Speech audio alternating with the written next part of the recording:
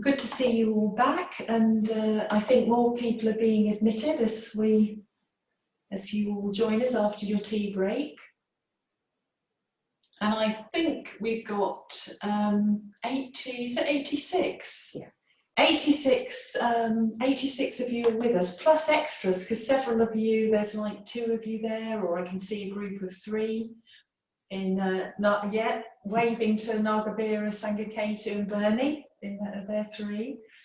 Yeah, really lovely to see you all, and a very warm welcome to anybody who's recently joined us, particularly if you're joining us for the very first time, you've never been to a Sangha event before, and particularly if you're family or friends who haven't been along before, you're family or friends of the Mitras to be. So a big welcome to the Mitras to be. Perhaps they could all wave, because we've got Chris, Jane, I can see people waving, Chris and Jane, Adele and Darren, Katherine, Matt and Dave. So they're the people who are going to become Mitras later on this afternoon. So lovely to see you all. So I'm going to talk a little bit about the sequence of events, and that'll be particularly helpful to those who are becoming Mitras to be, I think, because it's quite a thing to be doing this online, because normally we'd all be in the theatre together, and Artaseed and I would have had time to talk with you all. I know we've given you the basic format. But just so the sequence of events. So I'm going to talk a bit in a moment about the significance of what it means to become a Mitra. You know, what is it, and why would you want to become a Mitra? Why do we want to become Mitras? And after that, we're going to have a short sit. We'll do a short metta practice, which is a friendliness practice. It's a kindness practice. And there'll be 3 stages in that, and one will be for ourselves, and one will be for the people who are becoming Mitras today, and then the next stage will be going out into the world. So we'll do that. And then at 4 o'clock we'll be having the introductions. So each of the Mitras to be has invited an order member that they have a friendship and connection with already to introduce them. So that will just be the people doing the introductions, that will just be the order members, and they will be spotlighted alongside the person who's going to become a Mitra, the person who they'll be introducing. But for the Mitras to be, you don't have to do anything at all. You're just going to sit there, and then you're going to be introduced to the Sangha. That's a very beautiful thing to happen, so you can enjoy that. And after that, well, I'll be handing over to Artaseed, and then he's going to be holding the ritual element and leading the Mitra ceremonies. So Artaseed will then talk us through that part of the afternoon. Okay, so that's the sequence of events. So first of all, I'd like to say big thank yous to everyone who's made this possible, you know, and it's quite amazing to have the technology and, you know, the centre team behind all of this, advertising everything, and Liz, who's here hosting, and Jeremy, who's hosting from his meditation cabin. Liz went out on Friday. She went in and did this whole sort of tour, a radius of Cambridge, delivering the offerings to all of the Mitras to be. And that was quite magical. I felt, you know, I think we were really touched by it, you know, and when it was suggested to Liz, she sort of was so up for that, you know, really up for that. And because traditionally, Artaseed and I would be giving you those offerings, and so we have, but they come to you, they're with you now, and they come via Liz. So thank you to Liz for that. And yes, anybody else who's contributed in any way to make this possible, and we could go back and back and back, couldn't we, and think, how this centre came into being, all the people, all the teachers, everything. So yes, yeah, and thank you to you all for coming and, you know, just turning up, all of us together. It just creates something very, very special. And you know, from the speakers and just as being together today.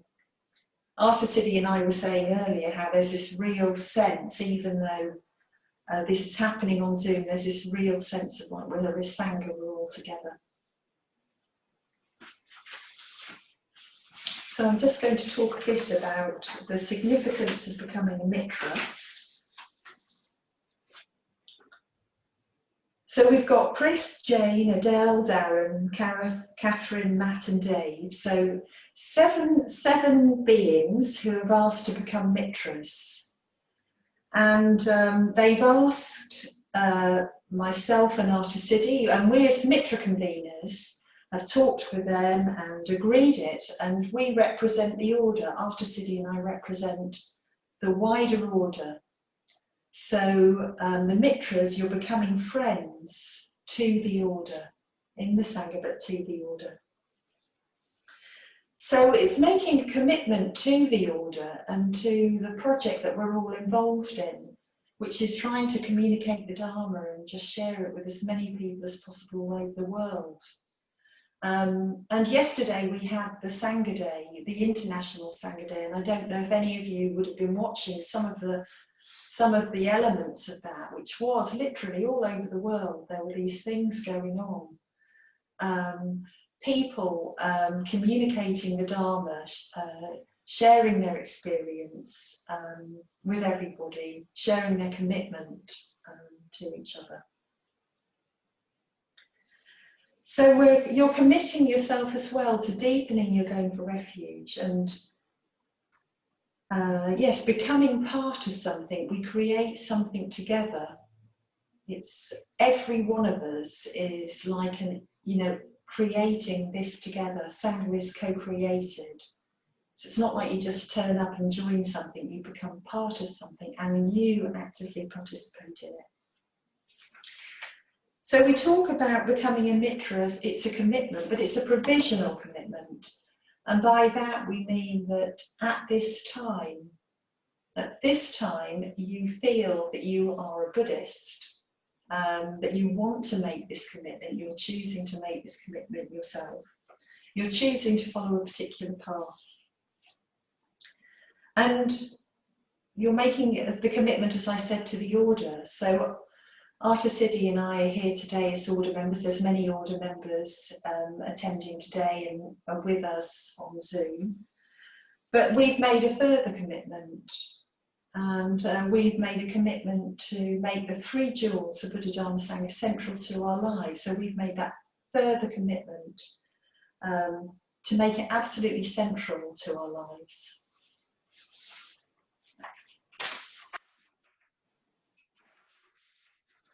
So yes, so the Mitras at this point, they've decided, I think this is the important thing, they've made this decision. Buddhism is for them.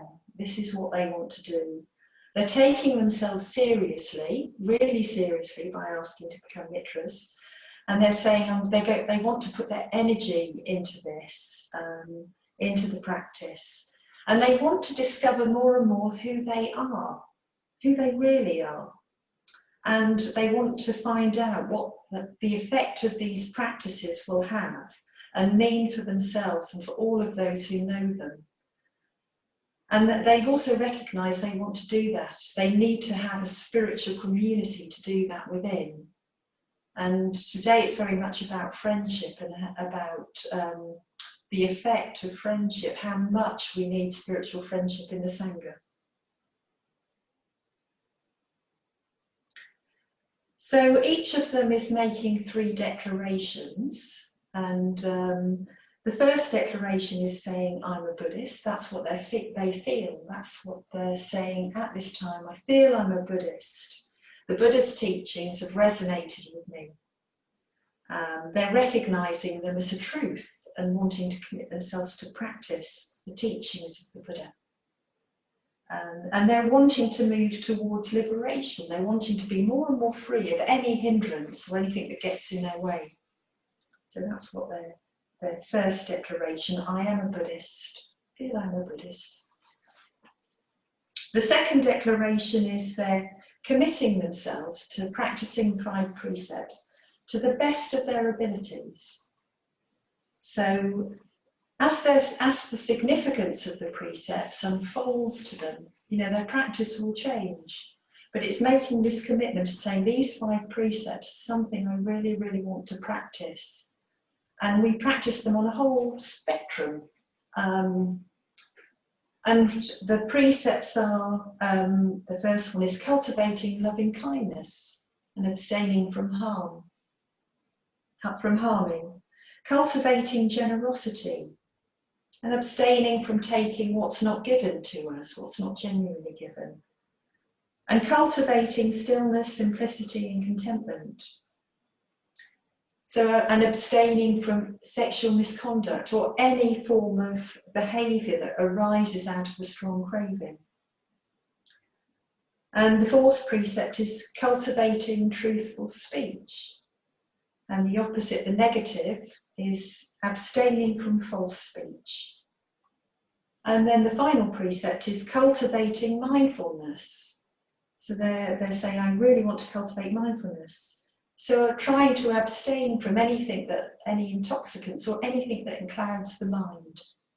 But it's very much a practice. It's very, very much a practice. And each individual will practice this differently.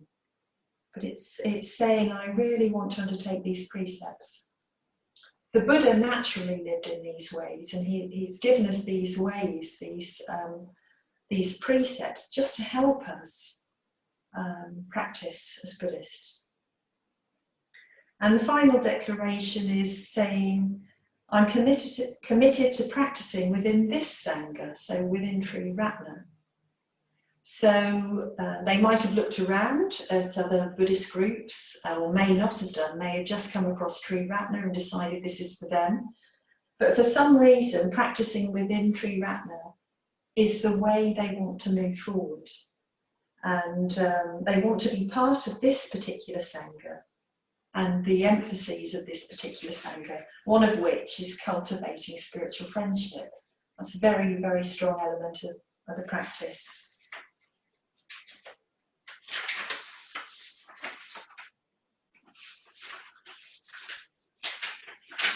So I think when you become a Mitra, I think I remember my own ceremony. It's what it means to you right now, what it means to you right in this moment.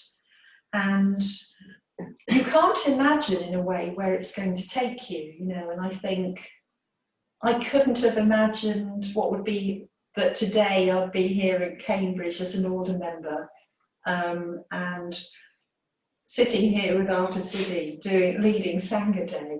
It's not something that could ever have been in my mind. And but what I did know was that I really wanted to make that commitment that Buddhism had communicated something to me, and it felt so important that I wanted to make a commitment. And for each of these individuals, there's something very important here, very significant. And today, they're going to make their own commitment, and it's going to be witnessed by the whole Sangha. And these occasions are always ones of great delight and rejoicing. We talk about mudita, which is joy, a real joy. That so much of that can arise from these Mitra ceremonies, not just for the Mitras, but everybody who witnesses. So that's a bit about what the significance of becoming a Mitra. And when you meet these Mitras to be, when they become Mitras, you could ask them about what is the significance for them. You can get to know them through that. So what we're going to do now is, before we have the introductions, we're going to have a short sit. We're going to do a short Metabhavana, which is a practice that cultivates friendship and loving kindness, warmth, kindness, love. And we're going to do just 3 stages. So for ourselves, so anybody who's never done this practice before, just imagine just being a friend to yourself, just bringing a friendly, a kind awareness to yourself. And then the second stage, we're going to bring the 7 Mitras to be to mind, and we can just really wish them well as they make this commitment today, which we're going to witness, but really wishing them well as they make their commitment. And then the third stage, we'll just send friendliness and kindness out into the world. Okay, so we're just going to sit, making ourselves as comfortable as we possibly can.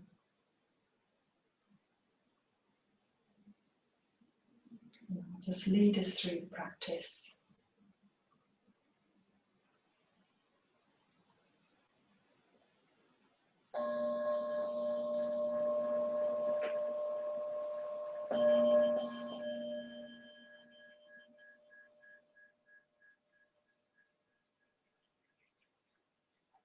So the first stage of the Metta Bhavana is bringing a sense of kindness,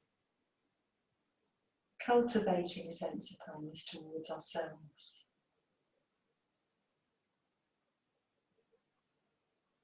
You can imagine being the best friend possible to ourselves.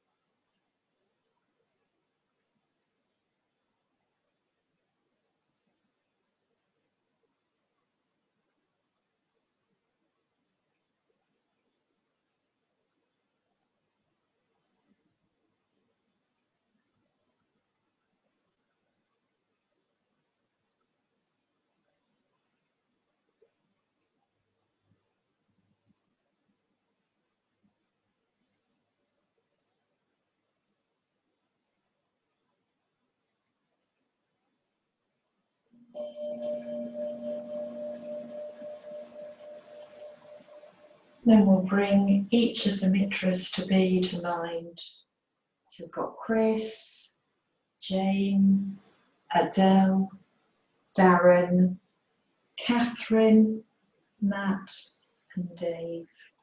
And even if we don't know them at all, just wishing them well as they make their own commitment.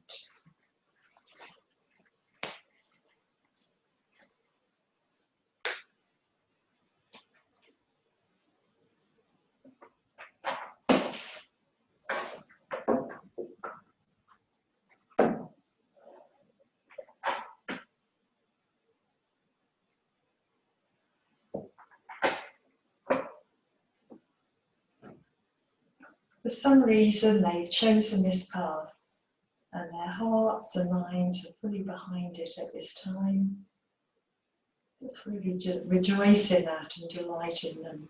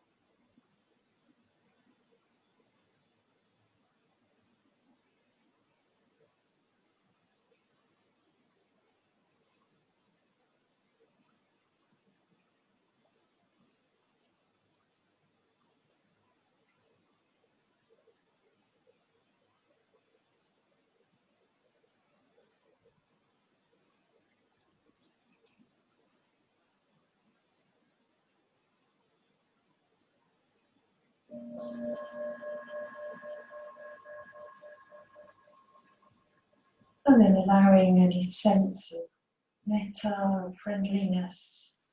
Imagine that going out into the whole Sangha and beyond. Maybe to all our friends, all our families, way beyond to people we don't know.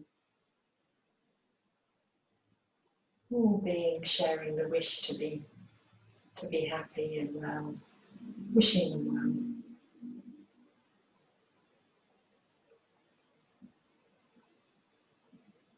May they find their own paths, what's meaningful to them.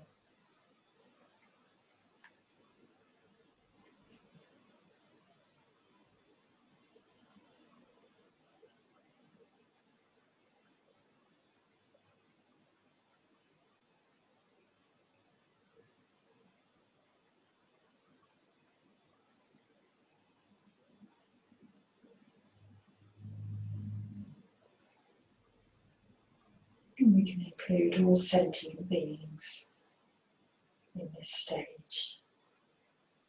All forms of life.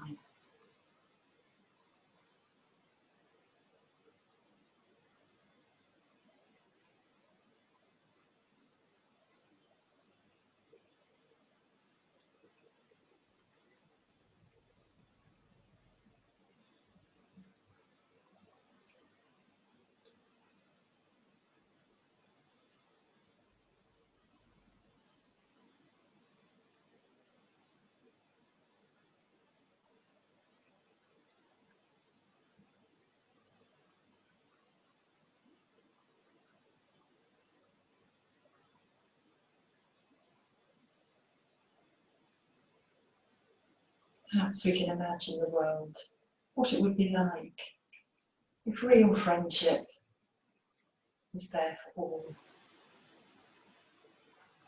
There's friendliness all over the world.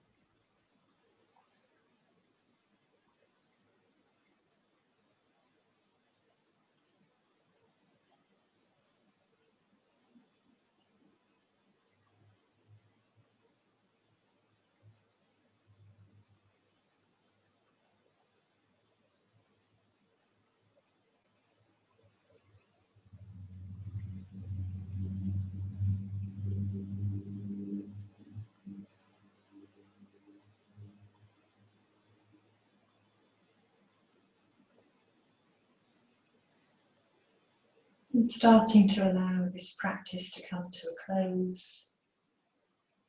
Just returning in your own time towards yourself, your experience. Sitting in your room, your home.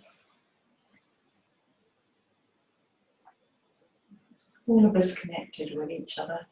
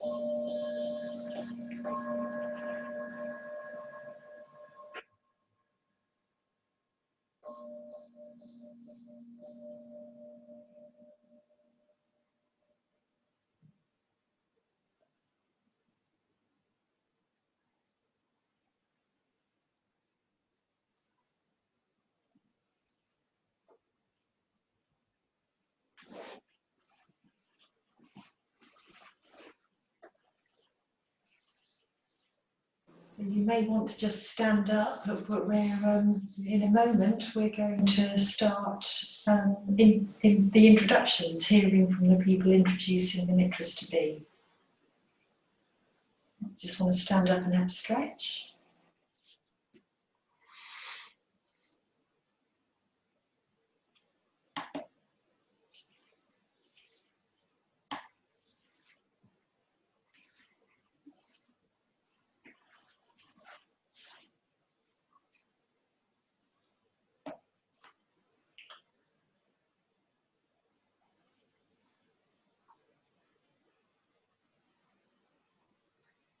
Okay, so what we're going to do next is we're going to hear first of all from Arta Siddhi, who's going to introduce the Sangha to Chris. So I think they'll both be spotlighted, and Chris can just enjoy hearing Arta Siddhi.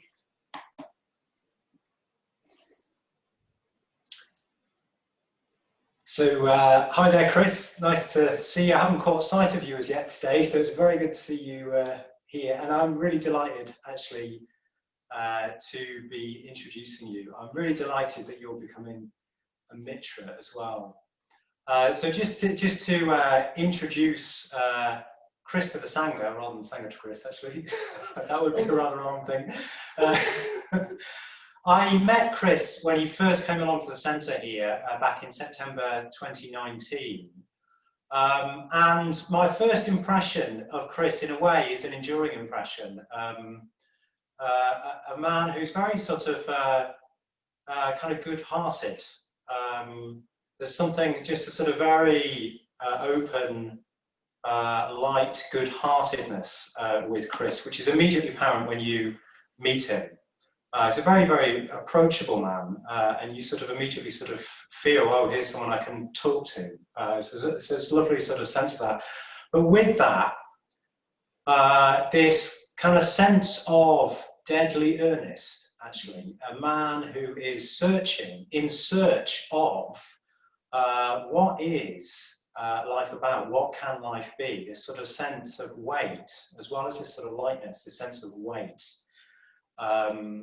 Of searching, real sort of genuine, earnest searching, wanting to ask those questions. In his Introduction to Buddhism Meditation course, which I think Kamanada might have led, I might have got that wrong, he had lots of questions, question after question after question. So this kind of deadly earnest, sort of this search in deadly earnest, kind of coming out in questions. So Chris has continued that. In some ways, he's had to wait to become a Mitra for longer than, in a way, would have been appropriate. So I'm just really, really delighted to see him become a Mitra. Unfortunately, he's going to move back to his birth town of Glasgow. Unfortunately for us, but he's taking, obviously, us with him in some way. So I'm very, very pleased, as I say, Chris, to see you becoming a Mitra, to witness you becoming a Mitra, and wish you very, very well for the future unfolding of that, and look forward to hearing where that goes.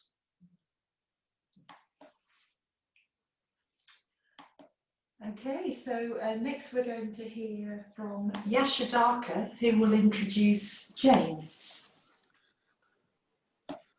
Thanks very Jyoti. Can't see you, Jane, but hiya. Yeah, so it's my privilege and pleasure to introduce Jane to you. That's Jane Saunders. And as well as coming to events at the Cambridge Centre, Jane's been a committed regular of the Letchworth Outreach Group for a couple of years, where I know her from.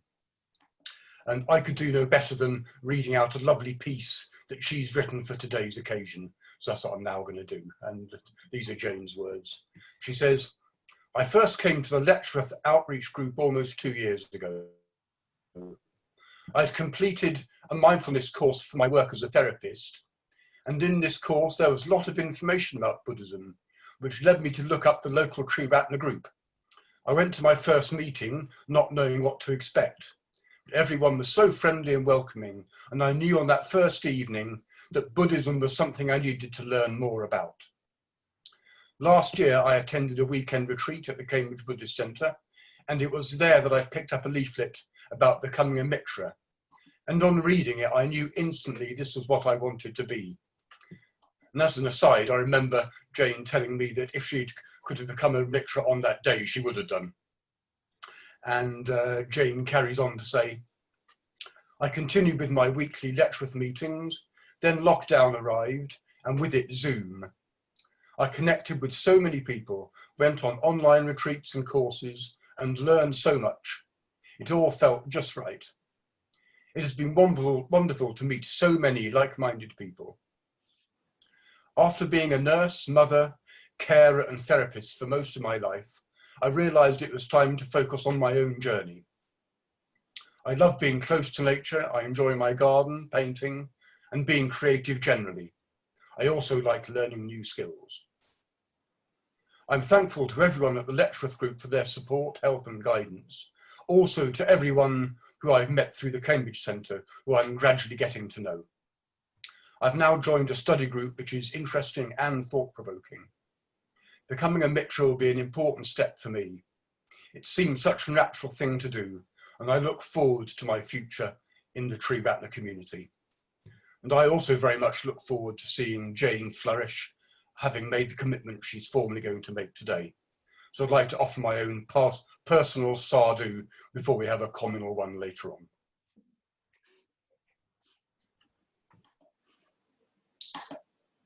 Well, thank you. That was very good to hear, Yashodhara. Sorry, we had a little bit of a technical hitch for Jane, but very glad she could join us.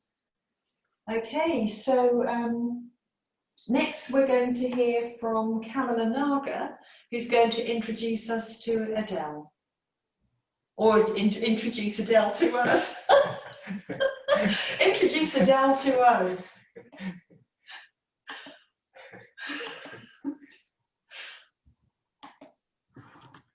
Hey, oh. Kamala Naga, do you want to just hold fire to, oh, we've got her. Yeah. Great. Great, hey. Yeah, so it's a real pleasure to be able to introduce Adele today. Yeah, I'm just really pleased that she's taking this step to become a Mitra. So I did first meet Adele at an introduction to Buddhism meditation course that I was leading with Kula Deepa, who I'm sure sends his best wishes as well. That was last year. And yeah, my first impression really was just that Adele's really willing just to sort of throw herself into the course. And yeah, I just really enjoyed our chats in the tea breaks, which continued into Sangha night. Yeah, I'm very good to just get to know her that way. And what I really liked about Adele was that she just had a real sort of honesty about her, as well as like a really strong desire to learn and ask questions. Yeah, there's sort of very little pretense with Adele, and yeah, she's just very good fun to be around. And one of the things I could see on the introduction course, and as she carried on coming to Sangha, I could see she had a real feel for friendship. Yeah, and really put time and energy into connecting with people. And yeah, I know she has a lot of connections already. And yeah, she's already started helping out on Sangha night on the team, helping with the Zoom hosting particularly. Yeah, and she's already given a talk at Sangha night, and yeah, just got a real desire to contribute. And yeah, it's really great that she's been able to start Mitra study recently. And yeah, just a little bit in terms of Adele's background. So she's got 2 sons, aged 14 and 25, as well as her much loved cat and dogs, who often make their way onto Zoom. If you come to Sangha night, you'll definitely see them around. And yeah, she's got a bit of a varied spiritual inheritance as well. I just want to mention, so her dad comes from South America and sort of brought that his own sort of indigenous spirituality into her life, and her mother with like a pagan influence. So she's kind of got a bit of a melting pot of a spiritual background, which has always been there sort of in her life. And yeah, just going forward, it's a bit of an exciting time for her. She's recently handed in her notice, is studying to do gong bar therapy, and is also looking to train as a therapist. So yeah, a lot to Adele. And yeah, just very glad that she's taking this step. So sadhu. Thank you, Kamala Naga. Thank you for that. And next we'll hear from Sangha Ketu, who's going to introduce Darren to us.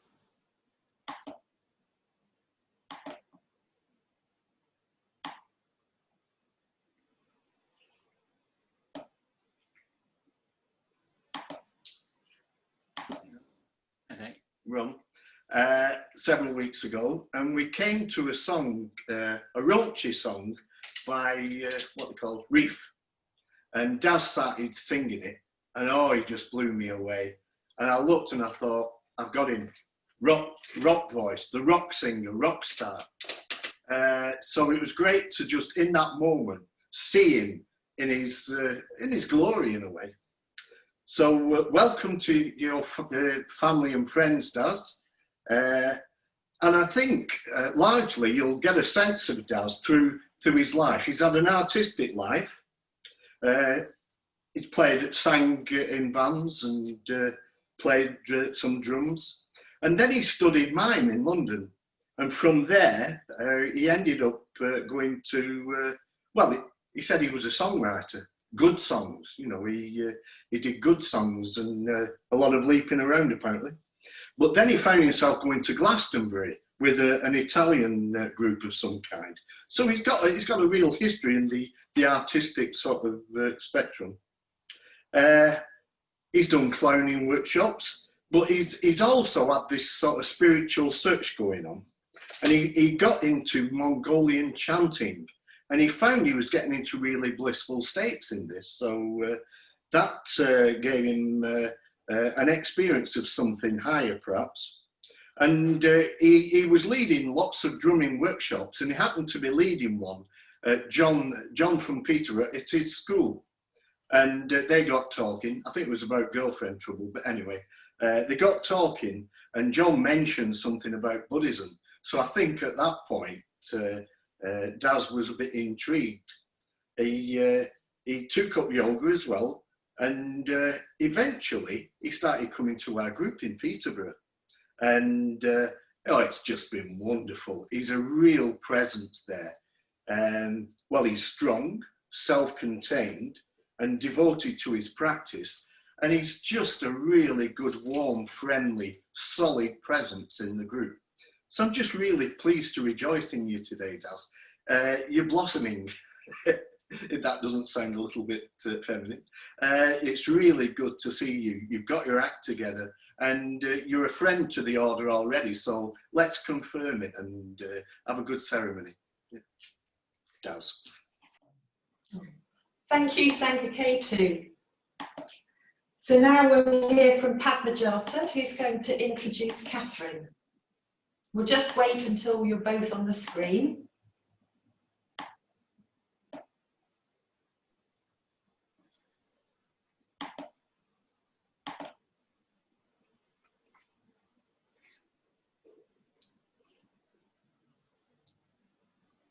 Yes, so I've got the great pleasure today of introducing Katherine to you from the Hertford Sangha.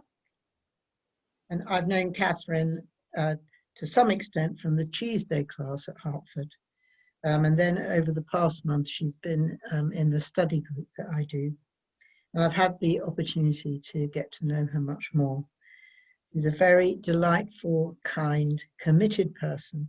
And I'm really thrilled that she's decided to become a Mitra with Triratna. Now, I often get images of trees for people, and for Katherine in particular, this is very apposite, as you will hear. So what is my image for Katherine? Well, it's of a beautiful grove of birch trees with shining white trunks and glistening, quivering golden leaves, reaching up to the wide blue sky. So first of all, Katherine is someone who's very ethical and very concerned to act in an ethical way in all aspects of her life. And this connects for me to the trees having radiant white trunks, where white symbolizes purity. Katherine used to be a dedicated social worker in children's services in London for many years. And then she moved over into the area of horticulture, particularly developing community gardening schemes, both as a worker and a volunteer. And Katherine continues to bring a great concern for ethics, which she already had, into her practice of Buddhism. For instance, her wish to be really truthful in her relationships and communication with others. And Katherine's also worked a lot and continues to work to purify her mind through meditation and the Dharma, leaving behind harmful habits from the past, which have got in the way of an aware mind and maybe created stress. Katherine's also deeply interested in initiating and fostering community in whatever she does. I'm not sure if Katherine has seen, though many of us have, the wonderful grove of birch trees at Anglesey Abbey. Then if they have, they'll be aware of the way the leaves rustle, sparkle and whisper to each other. Each leaf is individual and also part of a larger whole. Within the grove, is it really possible to tell which tree is which? They all move and dance together.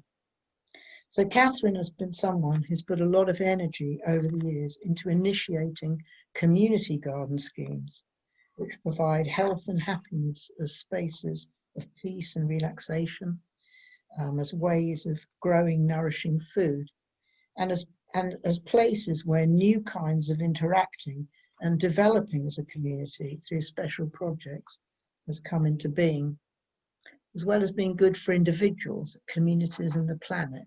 This way of living expresses Catherine's deep sense of interconnectedness with life, or of life. I mentioned that the golden leaves in the grove are dancing with each other, and indeed Katherine is someone who loves to dance and express herself in movement. And with dance, as with the spiritual life, one needs to be aware of both oneself and others, and Katherine has found the Dharma has opened new doors into how to care for herself as well as care for others, achieving a new equilibrium in comparison to her earlier life, which at times has weighted too much to caring for others.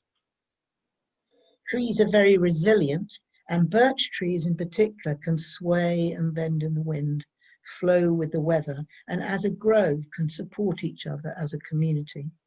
Katherine has great resilience in the way she lives her life, bringing into her practice of the Sangha the riches gleaned from reflection on her joys and sufferings, strengths and areas of development. There's also a great resilience in the way she's reflected deeply on whether Triratna is the right Sangha for her, the place where she can give herself to the three jewels, having been involved to some extent since 2008. Fortunately for us all, after making a big change in her life and moving from London to Hertford 2 years ago, an outer change that mirrored her deep yearning for inner transformation, and meeting the very friendly Hertford Sangha, she has decided it is. So many congratulations, Katherine, on becoming a Mitra today. May you be well and happy, free from suffering, and may you fully grow and develop on your spiritual path.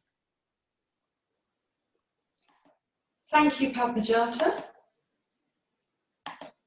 Next, we'll have Shubhanaga, who's going to introduce us to Matt. Introduce Matt to us. I keep saying that. Right, I'm just going to get Matt on my screen. And before I start, I'd like to welcome Matt's guests, his mum and dad, Christine and Clifford, and his friend Dan Hobson. Just a really warm welcome to you. So I'm just really pleased to be introducing Matt today. Oh, I've lost him. It's a real delight, real pleasure. I know I met Matt when he first started coming to the centre in September 2018, and we started study together in February 2019. And I haven't got long. Matt is completely multi-dimensional, so I'm just going to pick out a few qualities that I want to rejoice in. So first of all, Matt is a real mix of sort of head and heart. He's big-hearted and he's also intelligent. So with his big heart, he's got this real sort of altruistic side. He values friendship and community, and he's a real man of principle. He wants to live his life based on his values. He cares about making a positive difference in the world, and he cares about other people as well. And I think this is expressed when you talk to him about his work as a chemical engineer. He both cares about the sort of environmental impact of his work, but he also talks very fondly of his team. He cares about his team as well. And he's also involved in voluntary work in environmental activism and politics as well. So not only is he sort of big-hearted and passionate, he puts that sort of inspiration into practice. So his intelligence, he's got a very sharp mind. I've seen this in Mitra study. He asks really good questions. He's a real sort of truth seeker. But he's not just interested in book learning. He's really able to put theory into practice, almost sort of straight away. It's quite striking with him. I was really struck recently. he told me he'd reflected on something over the course of a year. It was something that came up he didn't quite agree with in study. But then he sort of learned something about himself over the course of that year. So I was really struck by that. It's a very sort of impressive sort of quality, sort of not just intelligence, but intelligent application of Dharma. So yeah, very sort of impressed by that. And lastly and thirdly, I'd like to rejoice in his creativity and playfulness. And we've seen this in his Mitra study projects. He's written stories, written parables. He wrote a song and played as a song on the ukulele. And he's very inspired by images, and he enjoys sort of sharing sort of that inspiration. And I get a sense with this area, there's a sort of deeper sense of meaning and value emerging for Matt. He's got a very busy and active life, but I think this is sort of rich inner life that's starting to emerge. So I'm really, really sort of hope to see that develop, and hope I can support Matt in that.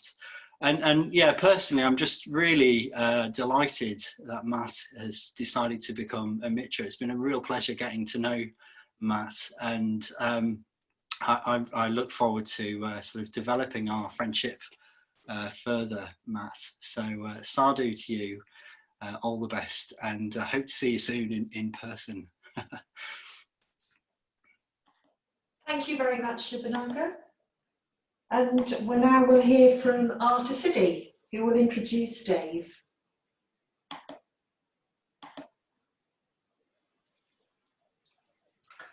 Great, hello there, Dave. Very good to see you, and a great pleasure to introduce you here. Again, I'm very delighted to see you becoming a Mitra. It's been a long wait for you, hasn't it? So here we are, here's the day. It has actually come. Yes, Dave was born in America, moved over to England for his work, and has ended up staying. And he a few years ago came across the Hartford Sangha, and has got very involved very quickly. You get a sense with Dave of a man who has sort of found what he was looking for. I'm not sure how conscious it was, but it never is clear sometimes how conscious what we're looking for is. But you get a sense of someone who's really sort of found what he's looking for. I think with Dave, I have got to know Dave. It's a bit of a miracle, really, to me, in my mind. I got to know him without meeting him. Actually, I've met him once, but we got to know each other over Zoom. And I think this, to me, this really speaks volumes about Dave, actually, that he's just he's very easy man to get to know. He's just very sort of warm-hearted, he speaks from the heart, basically. So it's been very, very easy to sort of to get to know him, despite the difficulties of doing that all through Zoom. So with that, that's my predominant impression actually of Dave. Despite only having met him once, I've got a connection with him. I feel that because there's this authenticity and sort of speaking from the heart with him, this warm-heartedness and sort of honesty, and then also this kind of this sense in which he's really found what he's looking for. And the last thing I'll say about him is that he's a man who he's thrown himself in. I've heard from Keith down in Hartford, they've just been very, very helpful to have around. So right from the off, he's been sort of throwing himself in, helping out in whatever way he can. So just very, very sort of helpful man. His throwing himself in means something kind of practical. So he's actually, in the meantime, asked for ordination. So we couldn't get him to the church on time before he asked for ordination. So perhaps that says something about how serious he is. But I'm delighted, Dave, to see you finally becoming a Mitra, having asked, I don't remember, back in February or something like that, and being put off through technological issues. But here are becoming richer. Really, really good to see. And I wish you very, very well. Look forward to getting to know you more. Thank you, Walter City. So we've heard just tiny, tiny bits, but beautiful things about all of the Mitras to be.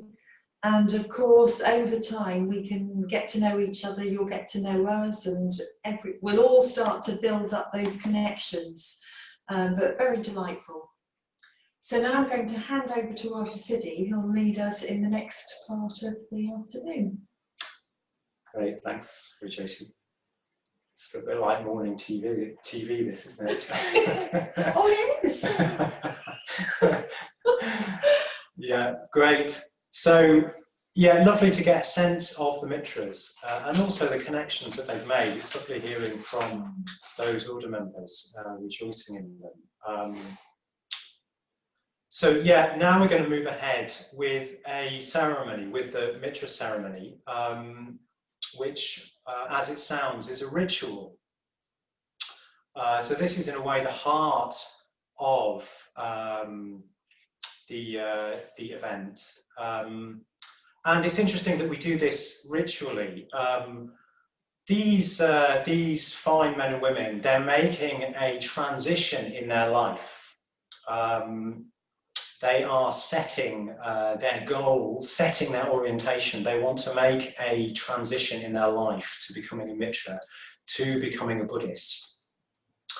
And it's not easy to make transitions, is it? Sometimes, you know, in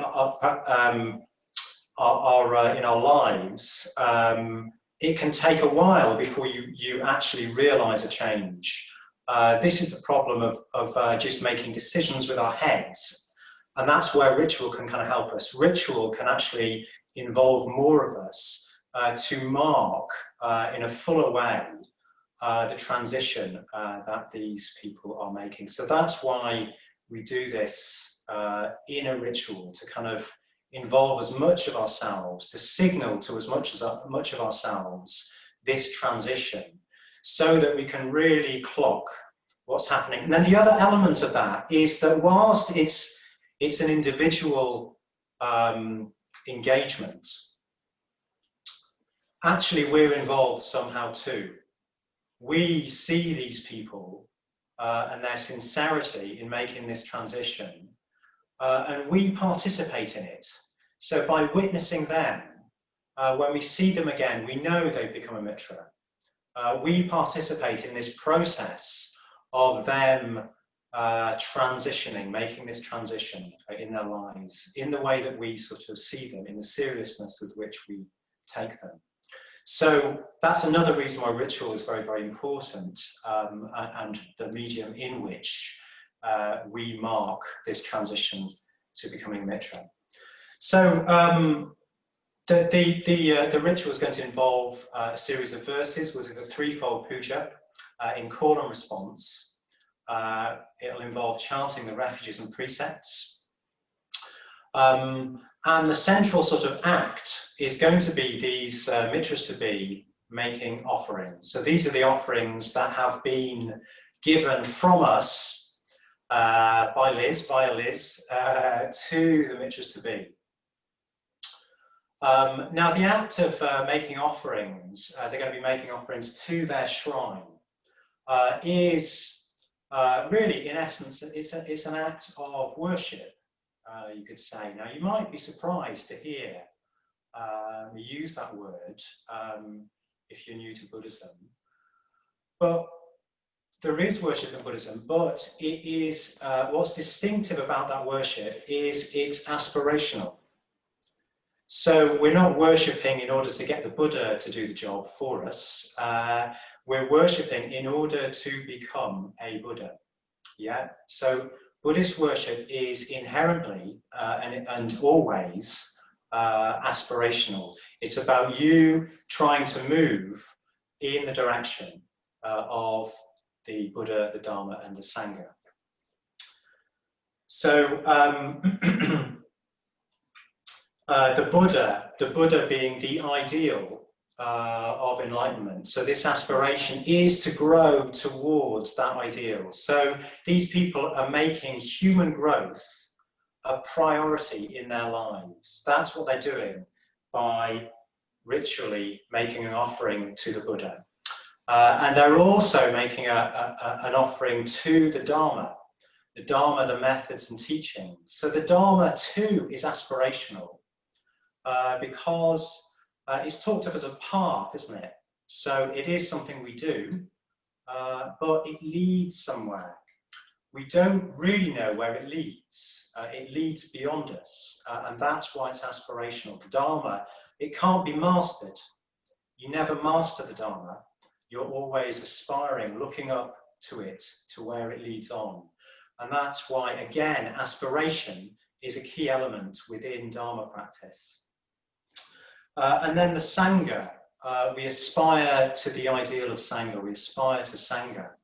Sangha is this new relational possibility that arises between us, between people who have taken this engagement of a common ideal and a common practice. There's a new relational possibility that can now happen. And that is also what these fine men and women are aspiring to realize in their life, realize between us. So this is the aspiration that offering these offerings, making these offerings symbolizes ritually. And this is what the Buddhist life kind of consists in. So this is what they are kind of undertaking to engage in. And then the offerings that they will be offering are firstly a flower. We've got flowers here. You always have flowers on shrine. Very, very beautiful image. An image obviously of impermanence as well as beauty. The transience of life, this precious opportunity, but also a symbol of human growth, the possibility of human growth. So they're really sort of taking that ritual object that we have given to them. It has been given to them. Yeah, so this opportunity of human growth has become more possible for them within this context, in relation with the order, in the activities that we do. So in some ways, that opportunity of growth has been given ultimately from the Buddha, but down through us to you. So it's in gratitude and appreciation and recognition of that possibility, and in gratitude for that possibility. And then the light, they'll be offering candles. The light that the Buddha's teaching has brought to bear on their experience. Again, in gratitude, appreciation and aspiration. And then incense, often connected with the Sangha, the influence, the subtle influence of coming into contact with people who are practicing the Dharma. There's a subtle influence there that we sort of pick up. An influence that in the Dharmapada is said to go against the wind. The incense cannot go against the wind, but the influence of the spiritual life can go against the wind. It can reach out to more and more people. So we're aspiring to that and appreciating that we've been given this possibility. So that is ultimately what the ritual consists in. So just practically speaking, what we're going to do is in a moment we'll start the ritual, and I will lead us through the first section of the threefold puja in call and response, so you can join in with the response. After the second section, I'll lead us in call and response with the refuges and precepts. And then after the third section, we are just going to go into silence, and we are going to witness the Mitras to be coming forward to their shrine, bowing and making these ritual offerings which symbolize this aspiration and this transition into their Mitra life. So they'll do that one by one, and we'll just witness them in silence. I think Liz is going to do a bit of wizardry so that we can see them. We can all see them on the screen without having to kind of search for them. And once that has happened, they will be Mitras, and we will express our delight and pleasure and good wishing to them. Good luck. Luck's not the right word. By the traditional shouting of Sadhu. Now, obviously, that's not going to work very well on Zoom. It's going to work very chaotically, but it'd be lovely. We'll all get a chance to sort of welcome them, and then the Mitras will be able to stay on behind afterwards, and you can all sort of say goodbye to them. So that's going to be the sort of run of events. So I think that's all I need to say for us to know what's going to happen. So we'll have just a moment's silence. Do we need clarification about the cue to call sadhus? Cue to call sadhus. Yes, I will give the cue. I will give the cue to call sadhus, and then mayhem, but a wonderful celebratory mayhem will burst upon the Mitras who are about to become Mitras. Great. So if you'd like to just settle down and just tune into the atmosphere, the lovely atmosphere that's arisen between us here on Sangha Day, and bring to mind these fine individuals who are taking this noble undertaking, this noble transition, making this noble transition in their lives of becoming Mitras.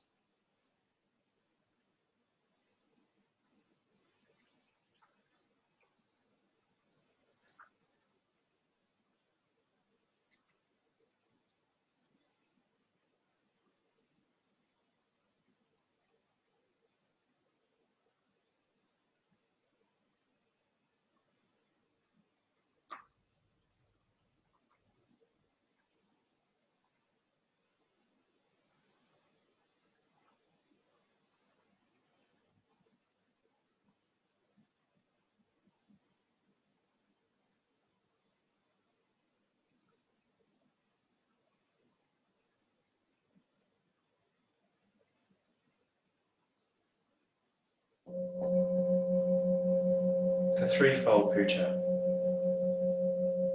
in call and response. Opening reverence.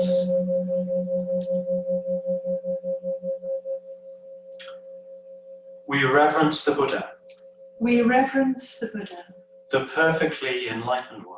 the perfectly enlightened one, The shower of the way. the shower of the way. We reverence the Dharma.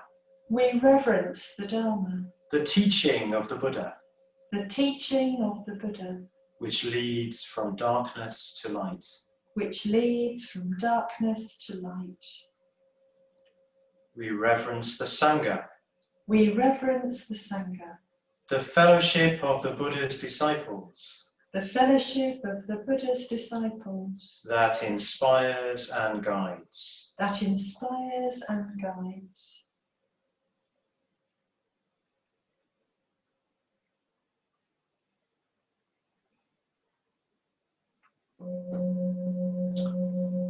Reverence to the three jewels.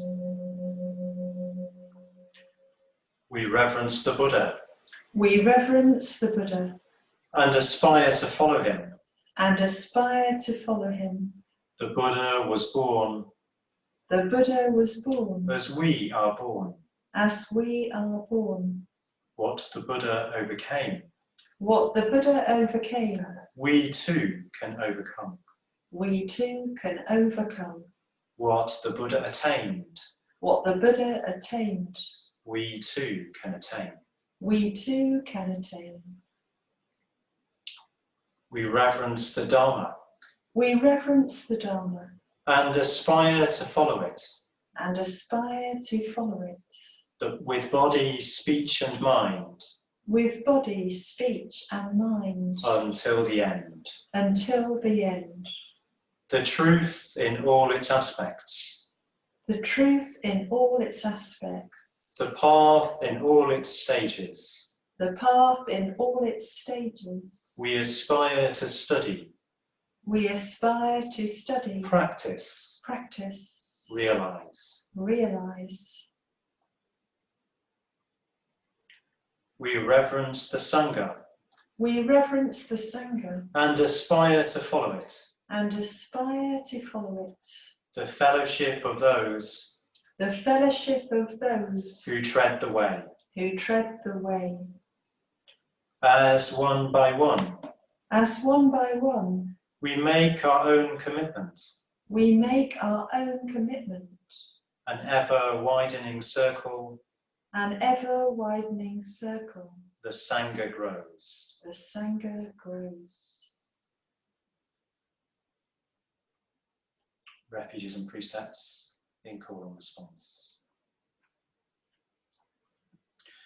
Namo tassa Namo tassa bhagavato arahato Bhagavato Arahato samma sambuddhassa. Samma Sambuddhassa. Namo tassa Namo tassa bhagavato arahato Bhagavato Arahato samma sambuddhassa. Samma Sambuddhassa.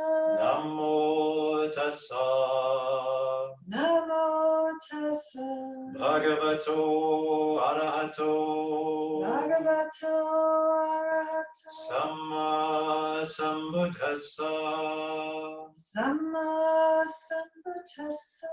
Buddhang saranang gacchami, Buddhang Saranam Gacchami. Dhammang saranang gacchami, Dhammang Saranam Gacchami. Sanghang saranang gacchami, Sangham Saranam Gacchami. Dutiyampi buddhang saranang gacchami, Dutiyampi Buddhang Saranam Gacchami.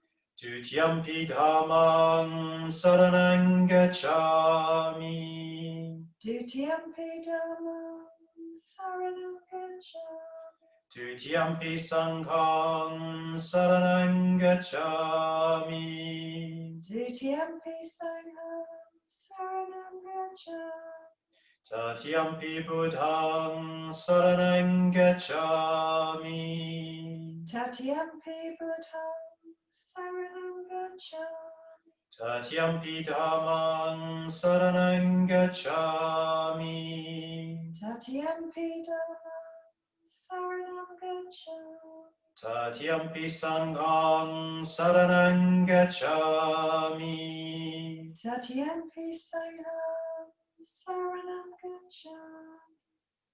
Anatipata Panatipata. Vedamini Veramani. Sikapadang Sikapada. Samadhyami Samadhyam. Adinadana Adinadana. Vedamini Veramani. Sikapadang Sikapada. Samadhyami Samadhyami.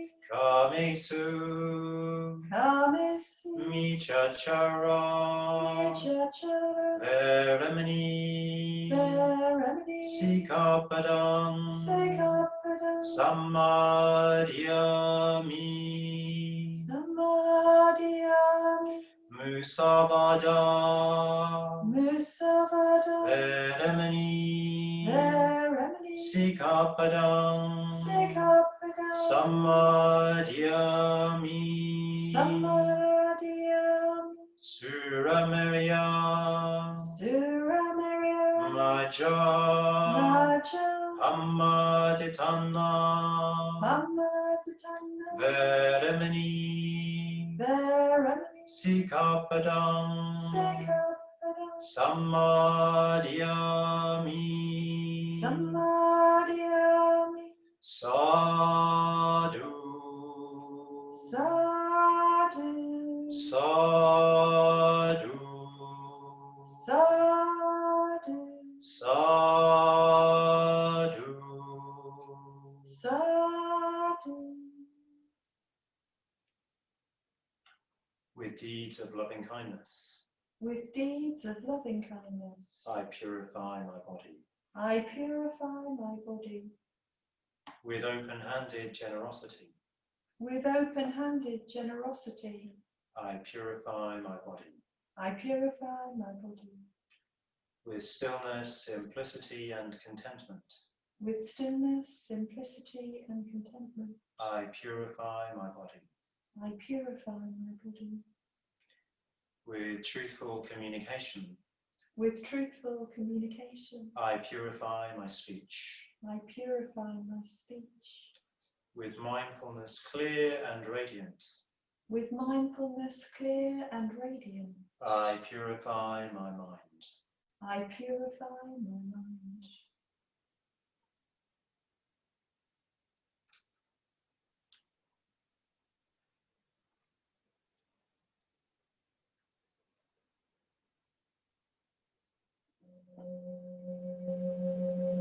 Offerings to the Buddha. Reverencing the Buddha, Reverencing the Buddha, we offer flowers. we offer flowers. Flowers that today Flowers that today are fresh and sweetly blooming. are fresh and sweetly blooming. Flowers that tomorrow Flowers that tomorrow are faded and fallen. are faded and fallen. Our bodies too, like flowers, Our bodies too, like flowers, will pass away. will pass away. Reverencing the Buddha, Reverencing the Buddha, we offer candles. we offer candles. To him who is the light, To him who is the light, we offer light. we offer light. From his greater lamp, From his greater lamp, a lesser lamp we light within us. a lesser lamp we light within us. The lamp of Bodhi shining The lamp of Bodhi shining within our hearts. within our hearts. Reverencing the Buddha, Reverencing the Buddha, we offer incense. we offer incense. Incense whose fragrance Incense whose fragrance pervades the air. pervades the air. The fragrance of the perfect life, The fragrance of the perfect life, sweeter than incense, sweeter than incense, spreads in all directions spreads in all directions throughout the world. throughout the world.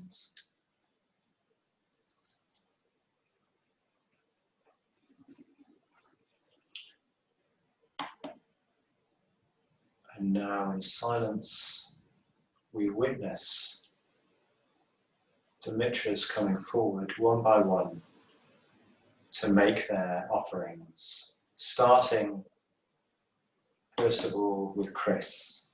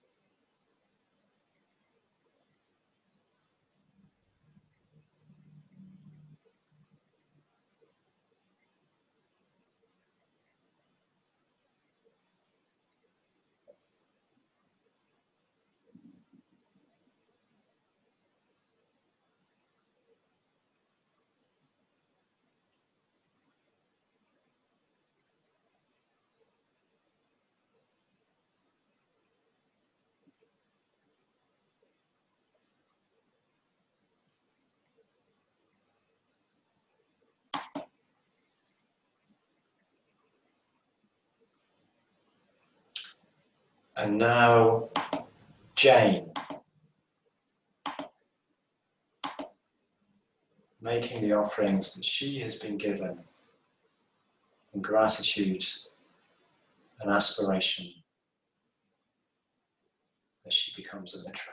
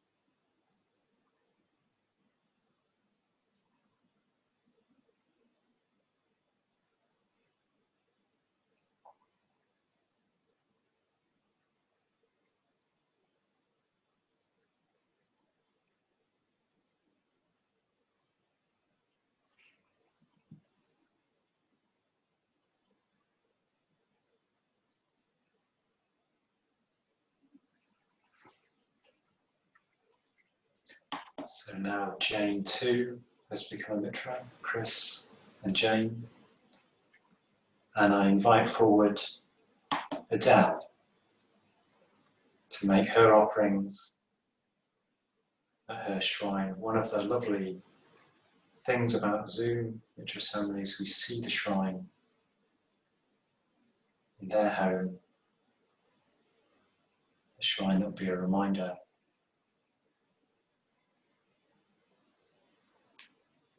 to them.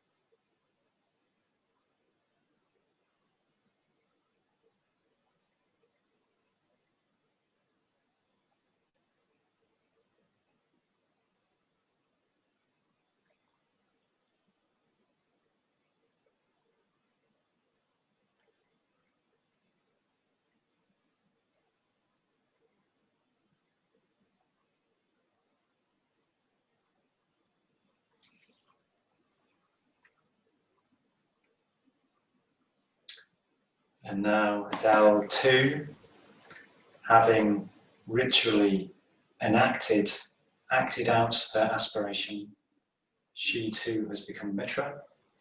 Now we have 3 Mitras. And next, Darren.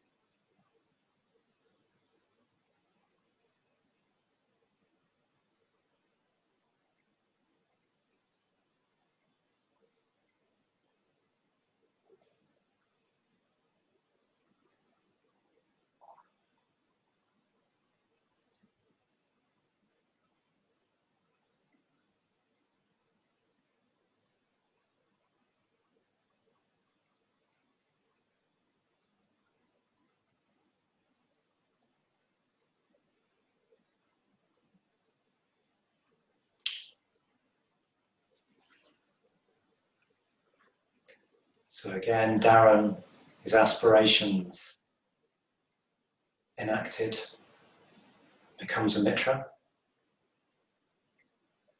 And now Katherine.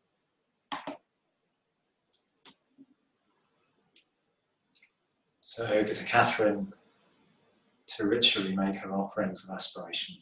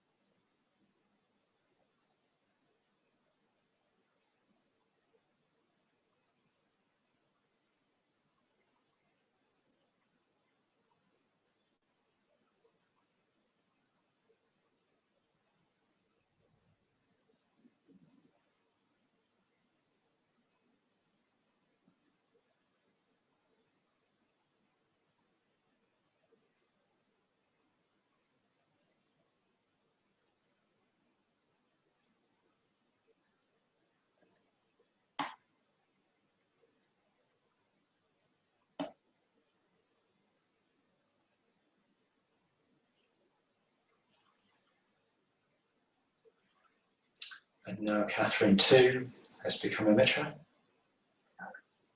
And next we invite forward Matt,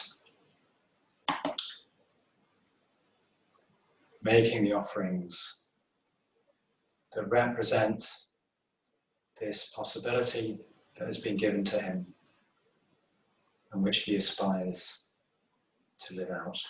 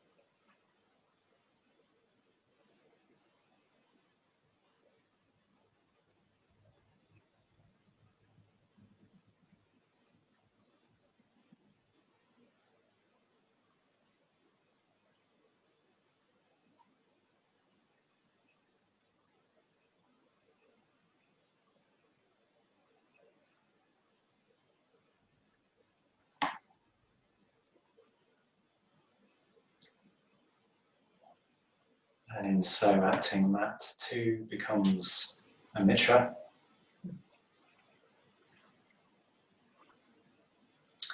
And lastly, Dave.